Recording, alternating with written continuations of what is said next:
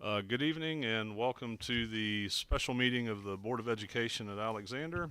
I'd like to call the meeting to order and have a roll call, please. Aaron. Here. Blake. Here. Jay. Here. Josh. Yep. Stephen. Yes. And I'd like to make a motion to enter executive session to consider matters that federal law or regulations or state statute require to be kept confidential. Second. Aaron. Yes. Blake. Yes. Jay. Yes. Josh. Yes. Stephen. Yes.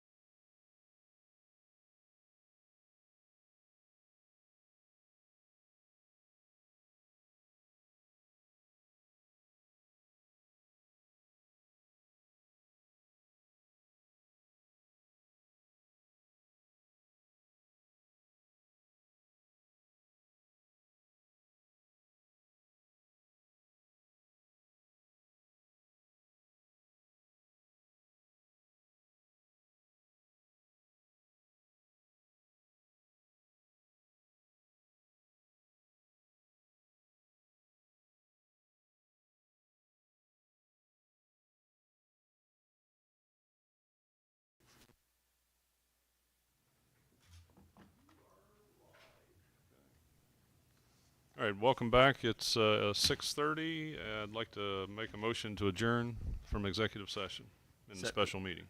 Second. Aaron, Yes. Blake, Yes. Jay, Yes? Josh, Yes. Stephen. Yes. Thank you.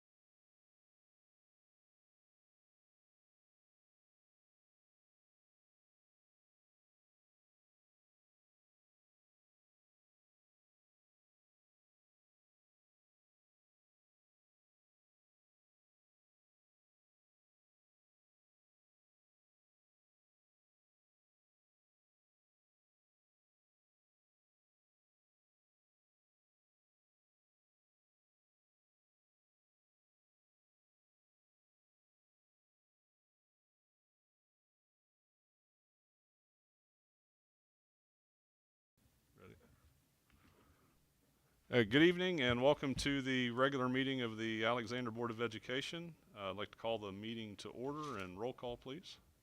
Aaron. Here. Blake. Here. Jay. Here. Josh. Here. Stephen. If everyone would please stand for the Pledge of Allegiance. I pledge allegiance to the flag of the United States of America and to the republic for which it stands, one nation, under God, indivisible, with liberty and justice for all.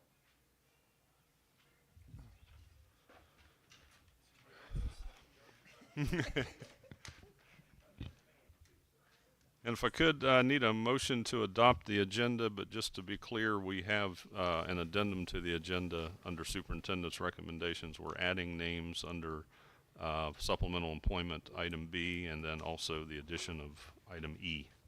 So moved. Seconded. Yes. Yes. Yes. Yes. Yes. Okay, superintendent's report. All right, this evening we have a guest coming from Tri-County Career Center. Ms. Connie Altier is here to talk about some of the relationships and things that we are doing with Tri-County to help our kids and some of the work that happened this summer that's really exciting as well. So, Ms. Altier, the floor is yours. Thank you very much for having me. I've been going around to the different board meetings just to go and sort of share what we're doing with the students from each one of the districts, because how I look at it is we're sort of co-parenting them because they come to us as juniors and seniors, and as administration we work with Mr. Raines, we work with Mr. Hampton, but just to sort of give you guys an idea of what's going on at Tri-County with our students there and what we're partnering with Alexander here. I gave each one of you a folder, and in that folder, if you wouldn't mind opening it, to start out with, on the right-hand side, there's a sheet there, and it will give you the numbers of students that are attending Tri-County by program. And it gives you all of the ones in Alexander that I have highlighted, and you can also see from all the other districts that serve into us. But just to give you an idea of what types of programs the students here at Alexander are taking. So I wanted to make sure you had those current numbers, and those were the numbers that were enrolled at the beginning of this school year. So we, as of right now, have 22 programs, and on the right side is a brochure of all of our programs that we are offering. So all of the programs are listed in there and all the different details about Tri-County. Next year we will be adding one additional program, and that is going to be an animal science program. We've hired our instructor for that program. 100% all the details of what the curriculum is going to be, because when a career tech program is started, we do a lot of research. We form an advisory committee. We go out and look to see what types of jobs are available in that field, what the wages are going to be for that. We look to see if the industry credentials that are in that pathway are enough to get them employed starting out of high school, or do we need to have some agreements with some colleges for either articulated credit or college credit plus. What is it that we need to do? And then we need to develop the lab, that we have to buy the equipment, all the different things that go along with taking the students. And usually we recruit for a program like the animal science. We'll start recruiting for that for next year. And how we do the recruitment is we actually do sort of like an 8th grade visit for all students from all of our home schools. So on the 25th, my marketing coordinator and myself, we're going to be here talking to all of your 8th graders, explaining to them with a little presentation, you're going to get to visit all of these programs. And they come down for half a day, jump off the bus, and they do a whirlwind tour of all of our programs for about 5 minutes each. That they get to jump in the tractor in diesel ag, or they may get to climb a power pole to a certain length in our power line program. So they get all of these hands-on experiences as an 8th grader, as sort of just an introductory to what we have to offer. And then we bring them back as 10th graders, and as 10th graders, they visit 3 of our programs. And when they visit those programs, they spend more of a half an hour in them. And then with that, we also invite them back with their parents so that they can come in, ask questions, and really make sure that that's the program they want to apply for. And then after those 10th grade visits, we take applications, and then we do more like a lottery on applications, because the state came down and said we have to do an equitable way of taking applications. We used to be able to take the kids at the top and say, you know, they've earned all of this by attendance and grades. Now the state is saying, no, we have to open this. Anybody that has applied and meets certain criteria, they then have to be have the option to get a chance into the programs. Our most popular program is welding, with cosmetology being shortly behind it. And then diesel ag is in our top. Currently, right now at Tri-County, we're building onto our diesel ag lab. It will be almost doubled in size, so that we will be able to take more students in that. Our welding program this past year, we did take 30 juniors, so we're working on ways to accommodate to take more students. Next year, the idea is to build onto the cosmetology lab so we can take additional students, because the demand for our career tech programs is increasing. So, other things that are pluses for the students that are coming here, it's in really fine print, so you may have to get out your glasses if you're me, is the industry credentials on the red there. Those are industry credentials that the students earn for no cost.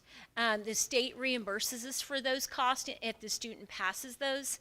A lot of those are 12-point credentials that would be credentials that are points for graduation, so they would be direct paths for them to be able to graduate, and are a big plus for a lot of the students attending the Career Center. Sometimes it's more than one industry credential. It may have to be a combination of 3 or 4, but like your STNA, your phlebotomy, your cosmetologies, those are 12-point credentials. So if they pass that, that is the golden ticket to get them for their graduation points.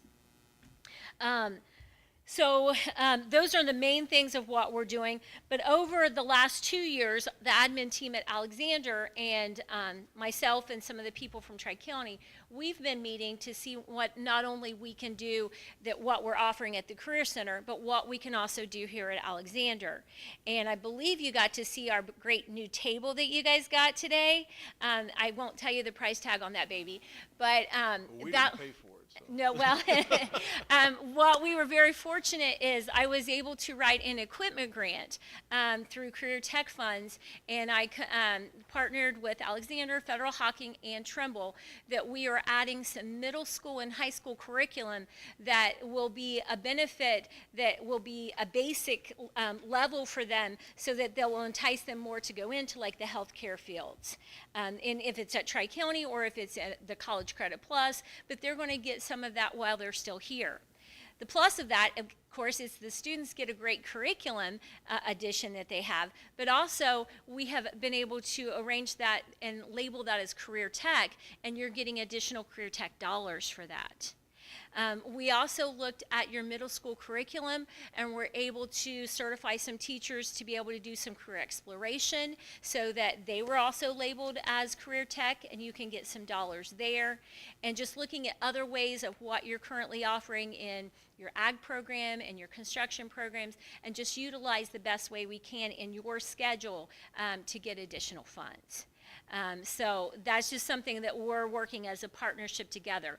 But this career equipment grant, Alexander is going to get a little bit over $200,000 worth of equipment and supplies here for the district. So that's a big plus for you guys too. So when we we also are trying to do more career exploration. I've been here for career fairs. I've sent my marketing team. We send students here. We do some hands-on experiences. We've done coloring books for the elementary students. We're working on an activity book, and all of these are just talking about careers with younger level kids. And as many things as we can do to do hands-on experiences, we're offering that. your students that come to Tri-County also are getting driver's ed. We are offering driver's ed to the students at only a cost of $50 for them, so that they will have the opportunity to have that barrier of having that driver's license out of the way, so that they can go into employment faster. We're working to create other educational options, like we're doing the animal science. We're working at ways to have better retention for the students. Other ways, if they have attendance problems, failing courses. We did a boot camp this summer that we're helping students make sure that if they need a remediation. And we're working on having a stronger job placement, so that a lot of our students can get jobs before they graduate. In the career tech world, if they get a job, there's exit points their senior year that maybe they can do an online course, or maybe even the last 9 weeks, if they're passing their courses, they can go on to the job earlier than they can from graduating from high school. So we have a little bit of different options there. So the last thing I have in your folder there is a list of courses that we offer in our adult center, okay? A lot of times the Career Center is always looked at, it's just for juniors and seniors. We offer customized training in our adult program, but we also offer a lot of those same type of industry credentials that we also offer in the high school. And the state last year piloted a program called OTC Plus, that some of the students that may, even as a high school student, could come to one of our adult programs if that was an option, and that can be considered the same as going to high school. We've not really implemented that a whole lot because it was a pilot program this year, and we didn't want to start it and then, the state took it away. But that's going to be something here in the near future that will probably grow. But one of the other big things that we have is we have an adult diploma program. And in our region, which, when I'm saying our region, probably a 6-county region here, of where more into Gallia County, Jackson County, and Benton County, there's about 9,000 people over the age of 18 who do not have a high school diploma. So what we do with our adult diploma is we offer programs that they can take the program, and they just have to get a work key score. And if they pass the program credential, take the course, and get a 14 on the work key score, they also will get what's called an adult diploma that is the same equivalent to a GED. And the nice thing about that program, it costs the individual nothing. It's completely funded by the state. And we offer it in one of our programs, which is our fiber optics program. It's only a 40-hour course, which takes about 6 to 8 weeks in a part-time basis. And there's a lot of jobs in that area. We offer it in phlebotomy. We offer it in STNA. So those are short-term classes that they can obtain that. And they can, it used to be you had to be 22 to be able to go into that program. Now you only have to be 18. So we're going to be targeting some of those kids that have dropped out recently to try to get them to be able to get their diploma. But it's a nice thing that is completely free. So those are just some basic little things that I wanted to share and make sure that you knew that was going on. And I would be more than happy to answer any questions if you have them. Just to make sure I'm reading this, just in terms of servicing Alexander students. Mm-hmm. This is the first year, so technically you add the two, second year, first year? Yes, It's yeah, not- the ones so are we have junior 70 students, and then the second year are senior So we students. have 83 students Yes, currently, so essentially almost one class of, interesting. yes. Thank you. I believe we're somewhere in the high 30 percentile of your juniors. Information last week was like 37, 38%. Once the Ooh, kids just that a- have left us came back. Back. We lost 2. There we go. We lost 2 or 3 kids that started at Tri-County and returned to us. But we're about 37, 38% of our students in junior and senior classes attend classes at Tri-County. And when they do those 10th grade visits, they make that decision. Some of them change programs. Some of them don't get that first choice because we're overfulfilled in that program. So they go and try that other program and they don't like it. And sometimes they sign up because they go because they're friend or their boyfriend are going, and that's no longer the same situation. And now when the new year starts, they don't want to attend. So there are those typical things for high school students that happen. How long do they have to change? We try to get them to stay for 2 weeks and just at least try it. And they usually get the opportunity, they can try more than one program in that 2 weeks. But we don't do it for very long because we want to make sure that they can still come back and interact in the homeschool and not be behind when they come back. And how do you fill those positions when those kids do come back? We have Is a there a waiting wait list. So like our cosmetology, we usually have a waiting list, and that sometimes bumps somebody else into that program in that case. We had a lot of our programs starting at capacity this year, if not like 1 or 2. Some of our programs like welding, we took 30 instead of we normally take 22. Just looking at new creative ways that we can serve more students. Work? For Career Tech, Yeah, like, so when our kids go to Tri-County, does some of that funding go with them, or how does dollars that work? follow the kids. Okay. 20% stays with the district for transportation and graduation. So no matter if they go to us, you still get a small portion for that. But the ADM funding comes to us, and then whatever Career Tech fund program they're in, we get additional funding for that. Career Tech programs are tiered. There are 5 tiers for them, and from each tier you get a different amount, and it's based on what they call FTEs. So it's ADM is your one funding, FTE is your other, and it's based on the hours that they're in a program. So like a student's usually only in as like cosmetology, they would be in there 3 periods junior year, 4 periods senior year. Cosmetology is a little different. They're 4 and 4, but most programs it's 3 the junior year, 4 the senior year. And then the rest of the days in academics.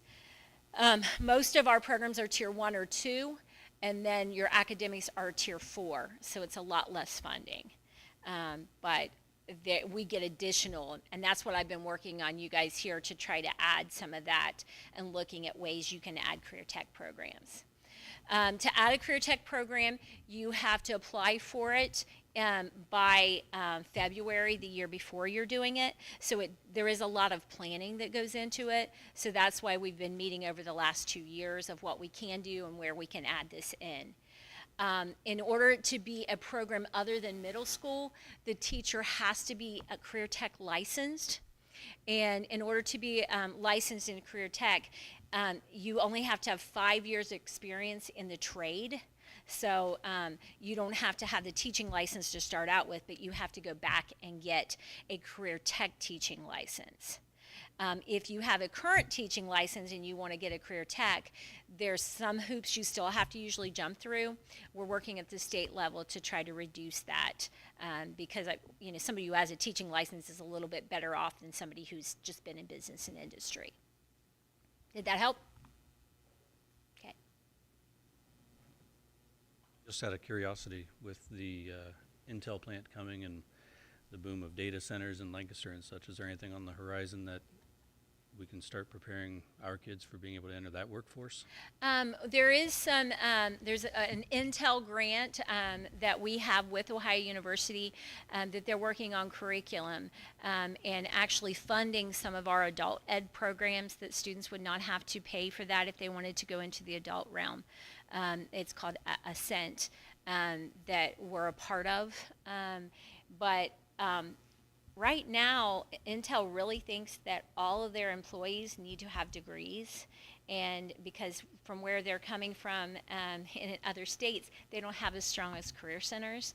So we're really advocating to them and across the state that our career center students are strong enough to come straight into working for you.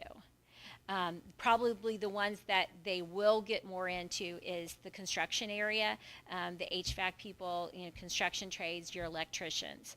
And those students in each one of those fields, they have the opportunity to join the union upon graduation. They're either in the courses that they need to take with the credentials, but all of them have the opportunity to be in the union. So they will have that opportunity to work there. Thanks.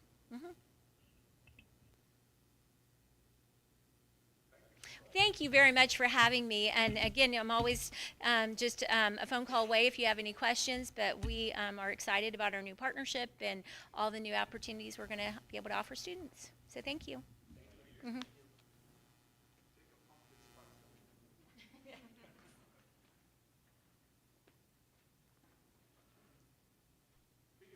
Spice.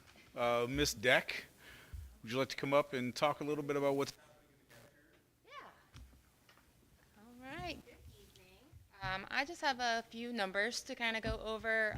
We're in about our 17th or 19th day of school, and we have definitely seen an increase in participation, not only in lunch, but also in breakfast, which actually was kind of surprising because it was free last year. However, we have been having an average of about 37 students daily in addition to what we had last year. We did start a second chance breakfast for high school as a pilot program to see how it went. So I think that additional is coming from there because we're averaging about 40 high school students that are picking up breakfast after first period. And they're pretty excited about it, that they can get some grab and go. I know I talked to my high schoolers and they're like, we're not that hungry that early in the morning. Like, I'm hungry when I go to second period. And so we started that, and it's continuing to grow now that we're in there. We plan to, in the next couple of weeks, have an additional cart available for middle school students as well. So we hope to capture a few more of them in addition to the high school. Our lunch has definitely grown. For the month of August, we served 2,819 more meals than we did August of last year. So that's an average increase of about 195 students. And we can tell, like, they're just excited, and we're cooking way more food. So it's a good thing, especially with grocery prices going up and everything. So it's nice to get the kids in there. So far for September, only 7 days in, and we've already served 1,459 more lunches than we did September of last year. We've served 253 additional breakfast over last year, just in the first 7 days of this month. So it's pretty awesome. Feeding lots of kids this year. So, That's a dramatic difference. yeah. Okay. Any questions or anything?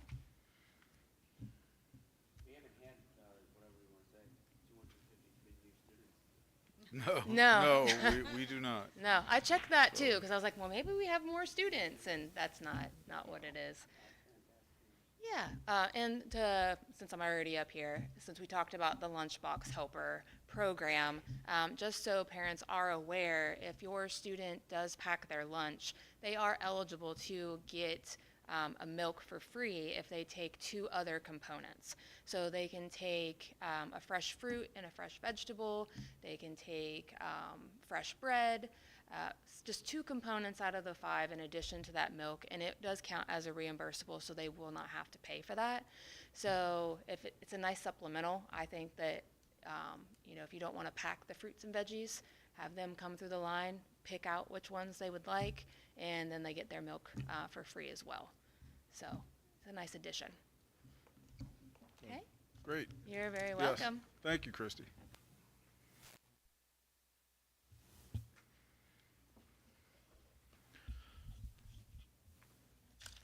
All right, I have just a couple of things to talk about. And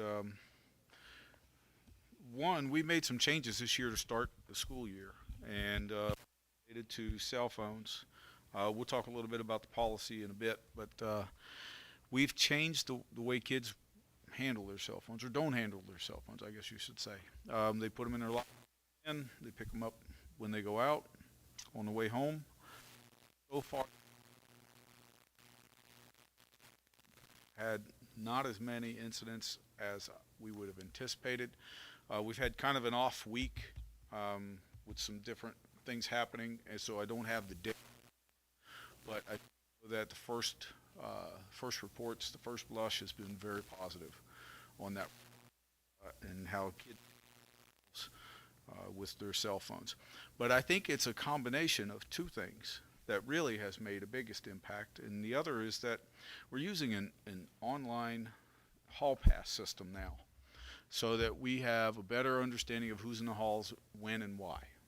And so at the junior high and high school level, kids log into their computer, and if they want to go to the restroom, they'll ask permission and log in and turn their computer around.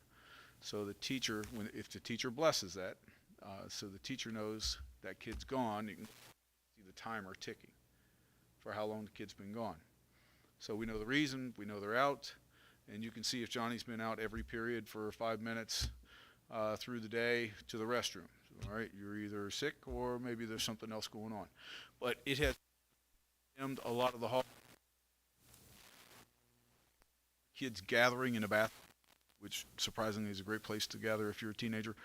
But it has really brought a lot of that, some of the nonsense that happens there, almost to a halt. And I think the other main highly successful. So we'll have better data on that later. Another thing about the cafeteria,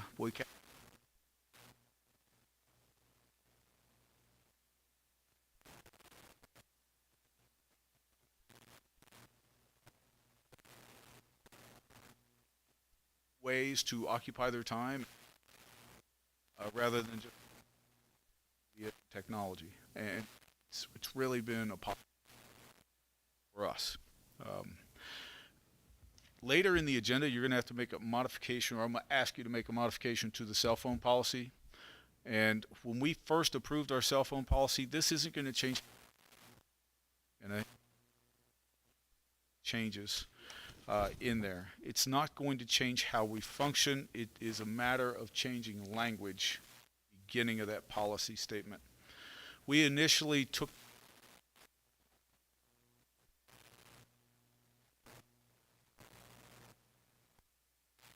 allowed, so we have to pick one of, and so we chose the second option, and using that language only, it doesn't change anything that we're doing. So, but this is just a technicality. When you're working with the Ohio School Board Association, they design your policy and they give you options, but they also give you limitations. So this is a response to that limitation. Last thing that I want to talk about is just a quick community. The last 2 weeks for us have been a real challenge. Our student, staff, community as a whole, we've had a lot of emotion come forward because of some things that have happened, and it's impacted us here, and I know it's impacted us around in our community. Very appreciative of all of the support. Incredibly appreciative of support with everyone and helping us work through it. So just to acknowledge that and say thank you. Well, on that note, I just want to say thank you for your commitment to handling that gracefully and sympathetically, and giving everybody the respect they need. So thank you for handling it the way you have. Thank you.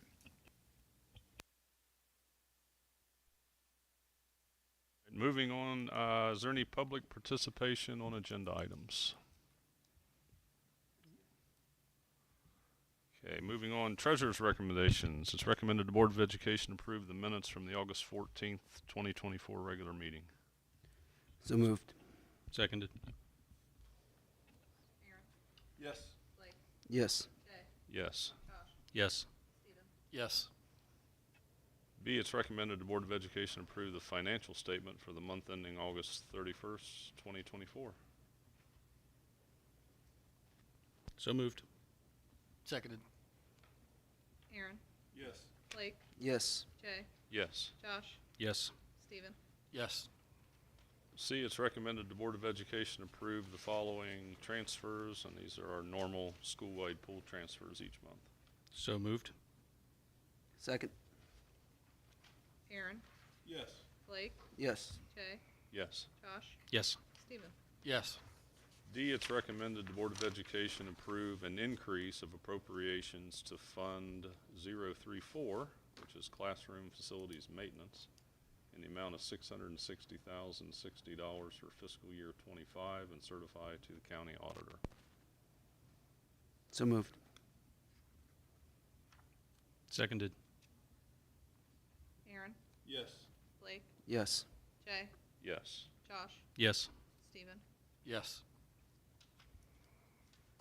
Under Superintendent's recommendations, it's recommended the Board of Education approve the following substitute paraprofessional and teachers as recommended by the Athens Megs ESC Superintendent. So moved. Second. Aaron, Yes. Blake, Yes. Jay, Yes. Josh, Yes. Steven. I'll abstain. B, it's recommended that the Board of Education employ the following supplementals for the 24-25 school year pending their meeting, all state and local requirements, and constitution of a complete team for the season. And it's the two names listed on the original agenda plus the 6 names that's on the addendum. There's a bunch There's on a the bunch next on page. There's a page bunch. 3. Oh, there's a bunch on the Yeah. back? Oh, my apologies, yes. Yeah, there's a 200. It's all of them. It's all of them. Yeah, it's everybody. Just to be clear, all these are old positions, no new positions added to the budget. These were all budgeted out. So moved. Second. Aaron, Yes. Blake, Yes. Jay, Yes. Josh, Yes. Steven. Yes. C, it's recommended that the Board of Education approve the classification change for Rachel Smith from Cook 1 to Cook 2 for the 24-25 school year. So moved. Seconded. Aaron, Yes. Blake, Yes. Jay, Yes. Josh, Yes. Steven. Yes. D, it is recommended the Board of Education approve the following policies for inclusion into the Policies and Procedures Manual as recommended by OSBA, and it's the use of cell phone and electronic communication devices by students. So moved. Second. Aaron, Yes. Blake, Yes. Jay, Yes. Josh, Yes. Steven. Yes. And we have item E, it's recommended the Board of Education employ the following for substitute food service pending their meeting all state and local requirements. So moved. Seconded. Aaron, Yes. Blake, Yes. Jay, Yes. Josh, Yes. Steven. Yes. Any business initiated by board members? Any board reports? Public participation, non-agenda items. Okay, just quickly, I'm gonna skip down. Our next regularly scheduled meeting is Wednesday, October 9th, 7 o'clock here. Everybody good with that date?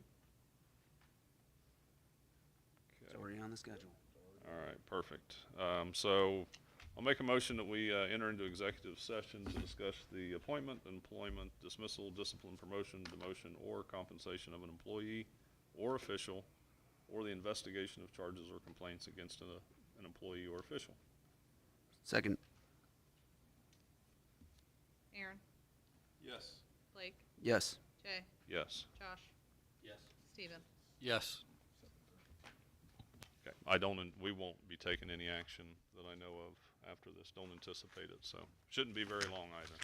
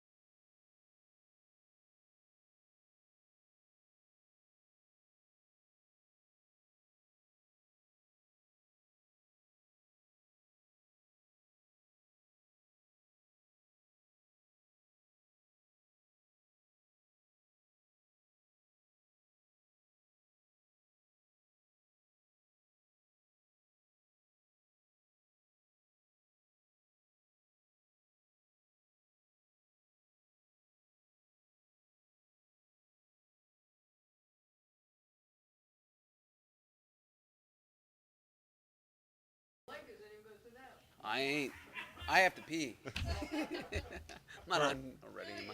All right, it's 8:04, and we'll enter back into regular session, and I'd like to entertain a motion to adjourn. Aaron, Yes. Blake, Yes. Jay, Yes. Josh. Yes. Stephen. Yes. October 9th.